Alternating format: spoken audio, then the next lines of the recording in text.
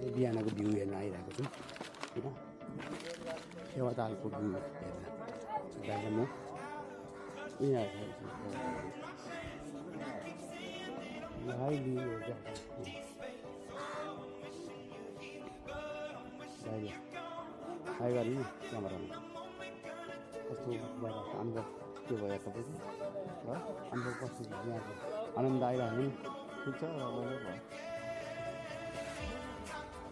त्यो हो मलाई चाहिँ बिचमा पात गाइदै बस्नु ल है पोखराको यो चाहिँ अन्तिम हो अन्तिम प्लेस हुनेछ घुम्ने ठाउँ चाहिँ हेर्नु होला साथीहरू मलाई चाहिँ पुरै भ्यू दिइरहेको जस्तो छैन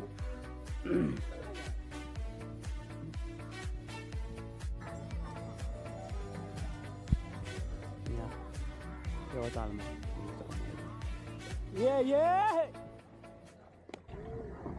यता फर्किनु अब यता फर्किनु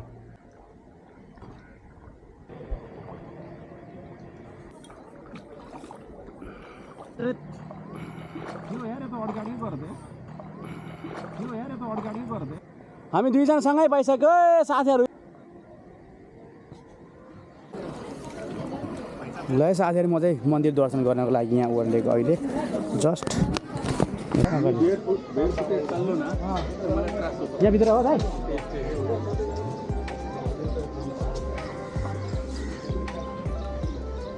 ताल बाराइमा आइपुग्यो यहाँ पूजा गर्नु कसम यहाँ हाम फाल्ने रे हाम्रो दाइले चाहिँ कसरी हाम फाल्दा चाहिँ हेरौँ दाजु हल्का ठिक छ कस्तो रमाइलो भइरहेको छ नि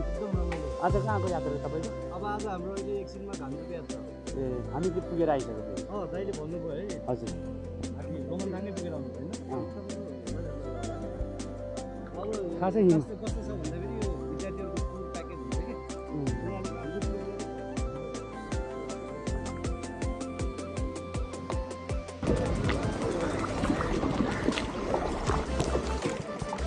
उहाँ चाहिँ हाम्रो दाजु हुनुहुन्छ अगाडि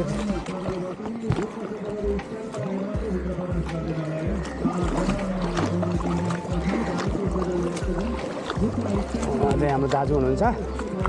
अहिले चाहिँ म क्रम जारी नै छ मन्दिर घुमाउने क्रम जारी रहेको छ 3 राउन्ड घुम्नुपर्छ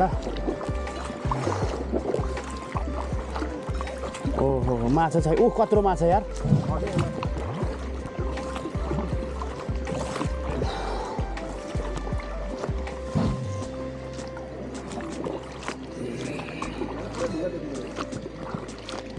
हजुर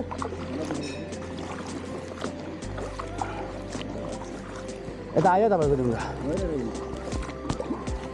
गर्नुभयो यहाँ मलाई दादा यहाँ बस्नु पर्ला एकछिन रेस्ट गर्नु दाइ गर्नुभयो नि माथि मन्दिरमा के जान्छ ओ मैले यहाँ मनैदेखि गरिसकेँ मैले अनि यस्तो हो क्या दाइ अब के भन्नु यार यो मैले के भन्नु के यो विषयमा यार मन्दिरको देवतालाई गर्ने होइन नि त पूजा भनेको आफ्नो मनले सोच्ने हो नि त त्यहाँ गएर डोक्दाइमा मात्रै हुने होइन नि त दाइ रोक्नु नि तपाईँको ओ माई गड वाट्स ब्रो ल है मन्दिरमा हामी हल्का रेक्स गरिरहेको छौँ दुईजना पनि गर्मी छ लास्टै